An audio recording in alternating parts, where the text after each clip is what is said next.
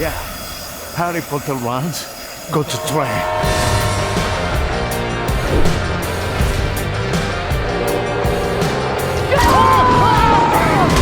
Oh, God! Have a fantastic time.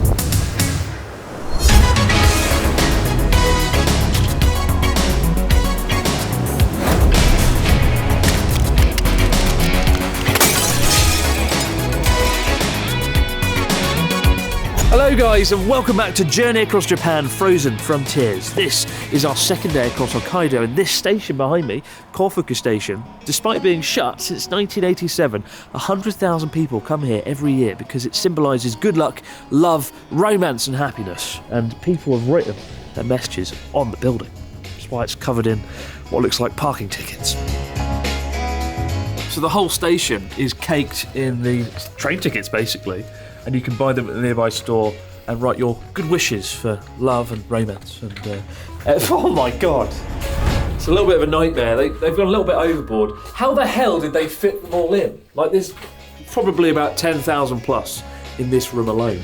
And what you're supposed to do is come here, wish for good fortune, and then come on over to this way and ring the bell of love. Oh, fucking hell.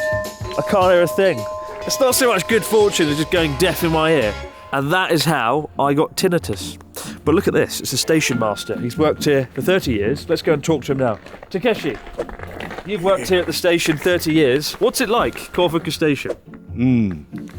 No train. Brilliant. And that's why they closed the station. The retired station master will now demonstrate the famous Kofuku Station dance. Begin. Hey.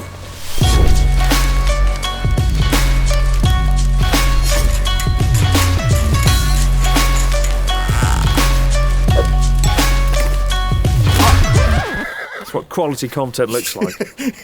Good quality. Oh yes. So this station actually closed with the entire Hiro line. Bits of Hokkaido, depopulation, not really surprising, but they've actually left a few of the trains here and you can go inside them and have a look around. So let's take a look. It's pretty damn cool. I've never seen or been in a truly abandoned train before, so for me, another checklist done courtesy of the Abroad in Japan show. What else is on this checklist? It was eating breakfast this morning. Okay, it was a small checklist, but I'm very thankful. One of the cool things about this train is you can pretty much go in every single part of it. And in Japan, when they let people go in an abandoned place, they often limit it off where you can go and what you can do for health and safety reasons. Probably a good idea for the most part, given that there's all sorts of cables, nails and wires protruding from here. And this is where the train driver would have sat, pressed all the buttons. You have to look at this and think, wow, this is technology from 1987. It looks more like 1926. But if we had more time, we could have just done a whole episode renovating a Japanese train. That's a Mr. Beast video. It's a little bit out of my budget range, unfortunately.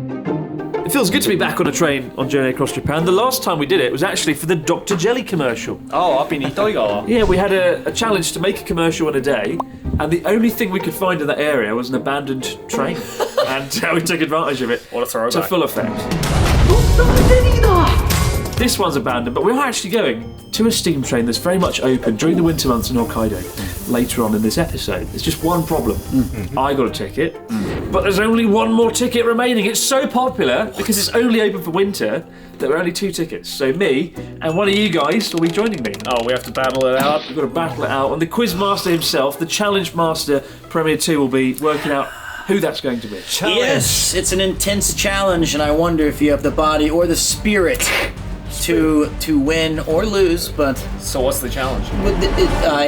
there's a You haven't thought of anything, have you? I haven't thought of it yet, but I was gonna do a Dr. Jelly commercial on an abandoned train, but it's already been done. Right. Shit! Why do we bring him on board? Coming up on Journey Across Japan Frozen Frontier, we venture out to Japan's most eastern point on the absurdly remote peninsula of Cape Nosapu. It's here we find an impressive structure and a surprising amount of Russian. We also dine out on East Hokkaido's regional delicacy of sushi, and perhaps order a little bit too much. But who'll be joining us for the ride of a lifetime on the stunning Winter Express? At last, our somewhat flawed challenge master has devised a competition to determine the winner of the golden ticket. I've come up with a great challenge to see who gets the ticket. All right. Okay. Last night, Ian and I snuck off to Donkey and we bought this! A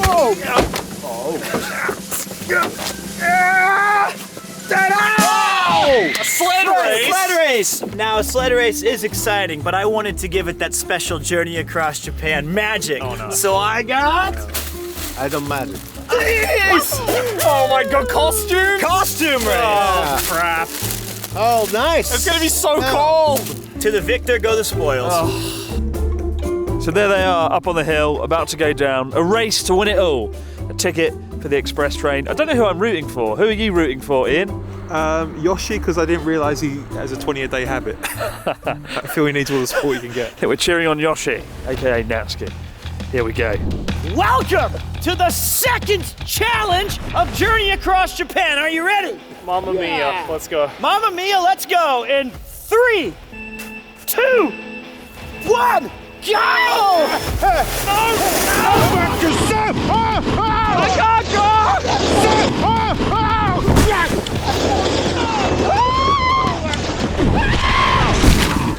Oh, shit! No! Too cold! And the winner by a landslide is Yoshi! Yoshi! Yoshi won! Ow. Too much! Too much! So much. Oh. Are you okay, Maria? Mamma mia. Yeah. Okay. And so, together with the lucky winner, we head to Kushiro Station, the departure point of the Winter Express, where an exuberant Natsuki basks in his victory and admires both the train and the onboard amenities that lie in store. So here we are, guys, at Kushiro Station, about to catch the Fuyu no Shitsugen train, literally the winter wetland train. And I'm joined by the champion himself, Natsuki. Yeah! I'm a winner! Where's Joey? No, Joy. Oh, sorry, Joy. You're very sad, but I'm a winner. Oh, Harry Potter style. Good, good. Nice career. Oh, yakiniku style. Are you ready? Let's enjoy time. Go. As we make our way through Kushiro Station, we emerge onto a bustling platform with eager passengers clambering for a look of the impressive locomotive. Cue more bloody Harry Potter comparisons from Natsuki. It's Harry Potter movie. Oh, nice small. Where's Dumbledore? The Dumbledore and Snape. Yeah. I get the impression there's going to be a lot of Harry Potter references today. It's a really picturesque train, actually. Yeah, Harry Potter references aside, I'm more worried about Natsuki turning Japan's rarest train into a giant cigarette lighter. Yeah, very smoke train. Like cigarettes. Cigarette train. Oh good God. Before we let Natsuki put his smoking fantasies into practice, we hastily clamber aboard the Winter Express, quickly coming face to face with the hotly anticipated onboard stove. Yakiniku restaurant. That's so cool. Yeah. Wow. I want a beer. Do you want a beer? I want a beer. I bet you do. Come on, meat. Please, meat. Beer and meat does sound pretty good, but all in good time as we take up our seats and the Winter Express begins to pull out of Kushiro Station, kicking off our 1-hour journey to great fanfare.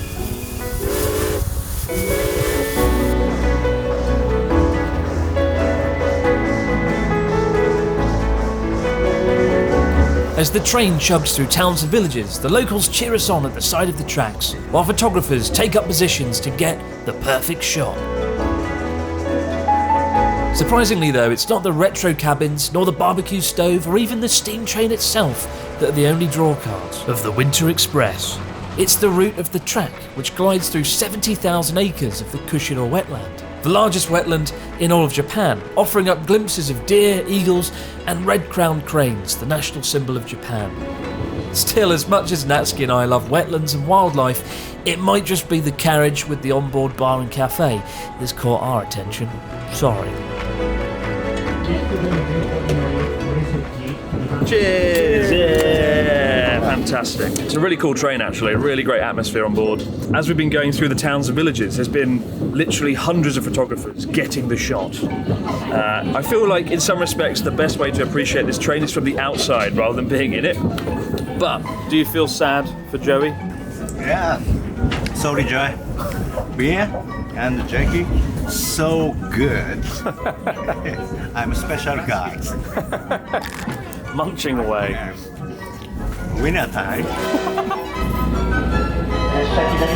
Oh, dear. Dear's family. After spotting 500,000 deer, we moved to the back of the train to catch a glimpse of something far more profound. A real-life, bereft Australian man. So we're right at the back of the train now. This is the back of the carriage. That's the rail behind us. And we're going to see if we can spot Joey out there in the cold without his beer and taunt him.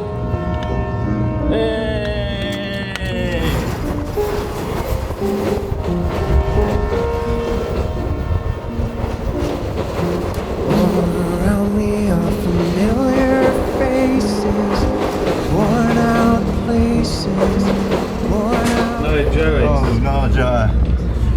Yo, sadly boy. Joy.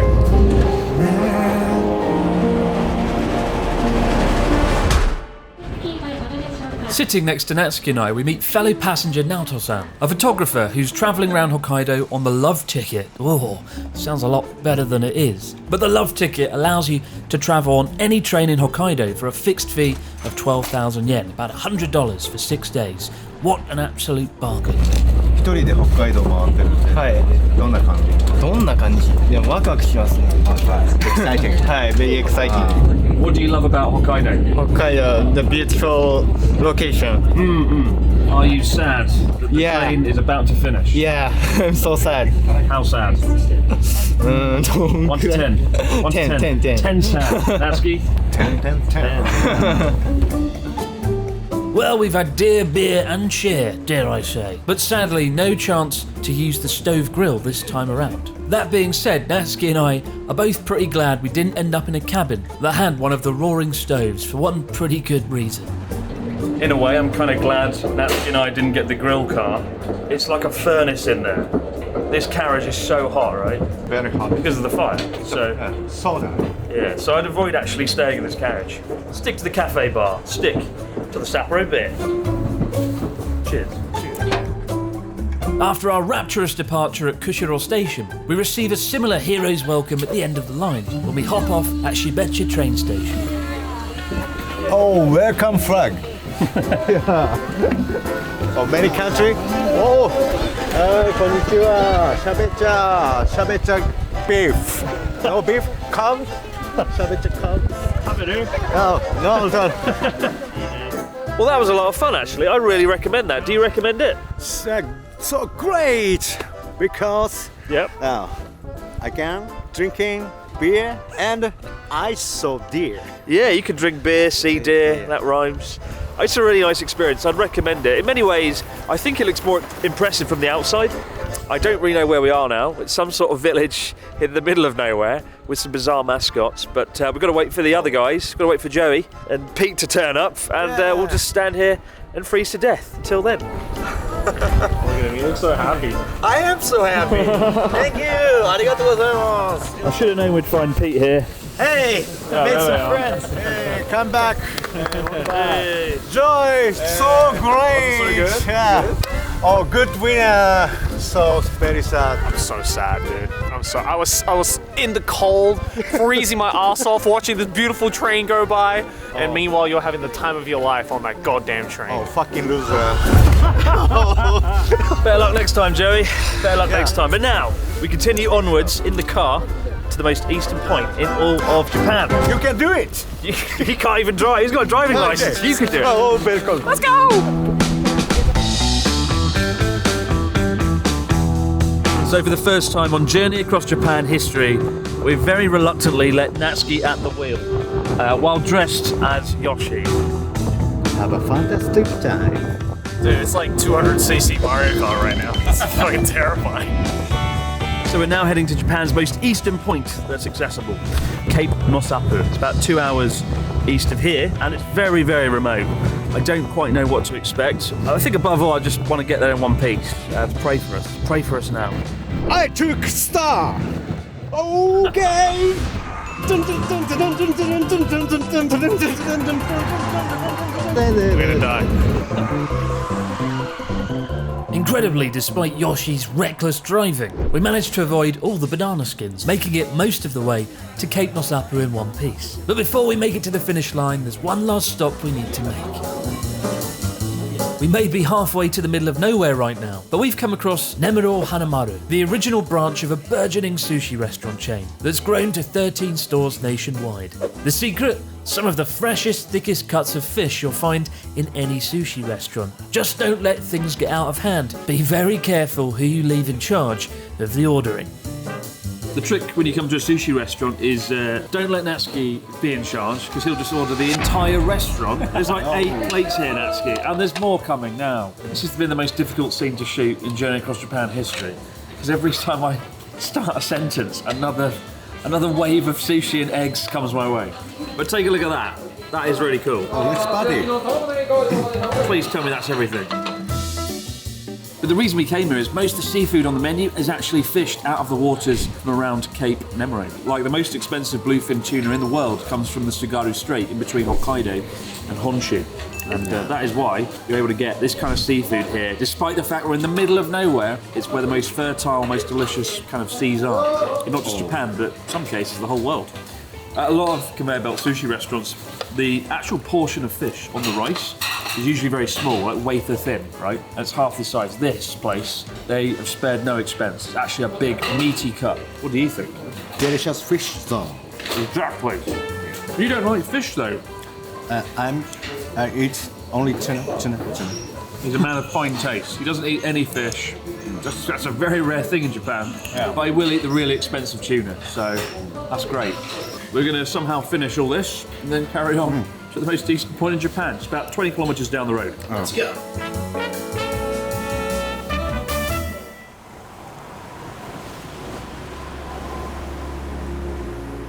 Well, it's official. I never want to see sushi ever again. But we are going to need all the energy that we can get as we finally reach Japan's frozen frontier, the most eastern accessible point in the entire country. And if you've ever wondered what the edge of the world looks like, this is most certainly it. And good God, it's bloody cold.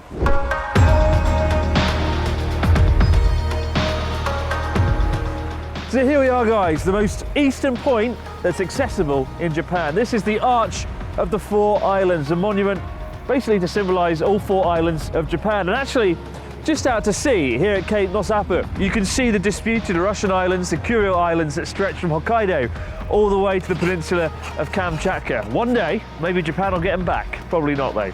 But come and meet our friends, freezing to death. It's minus 16 degrees Celsius with the wind chill. I don't think I've ever felt this cold before. My face has gone absolutely numb. Anyway, let's see how they're doing. Having fun, Natsuki? Too much fucking Jesus winter in Japan. That's so fucking. Can you top that, Jerry? No, it's cold. It's really cold. This is the most eastern point of Japan that's accessible. There is one place more easterly than this in the Pacific, but you can't actually go there. So we've done it. Most eastern point in Japan. Well done. Most easy. Oh Yeah, the north, the most eastern, we've done it. It is absolutely desolate. Like who's living here? There's like a lot of settlements around here. Yeah. You know, I don't really know why. Why do people live here, Natsuki? Russia near. Near Russia. Well, Near Russia. yeah. Check to Russia. The one interesting point is a lot of these coastal towns, you can see Russian signs. I don't know if they still do it, but back in the day, like decades ago, people would travel between Russia and Japan. In fact, just last year, I think, a guy swam over from one of the nearby Russian islands and escaped to Japan. Escape. Not in winter, he wouldn't have lasted very long. They're in like Titanic, yeah. Yeah, you can actually see them, you can swim to them if you're mental. That's crazy. But guys, thank you so much for joining us on this edition of Journey Across Japan Frozen Frontiers. It's very much frozen, it's very much a frontier. And today we go back inland for the next episode to the coldest place in all of Japan. Oh, great. Wait, it wasn't here? It wasn't here. Oh my God. This is a warm-up for the main event. Jesus Christ. Stick around and we'll see you in the next episode of Journey Across Japan. Bye for now. Let's get before out. we become living snowmen. See you later. See ya.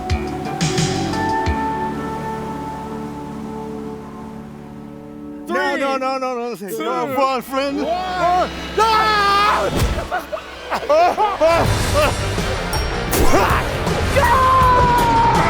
Back to sun! Icebox straight to head! Dr. Jelly recreation, take 3, go. Dr. Jelly-da!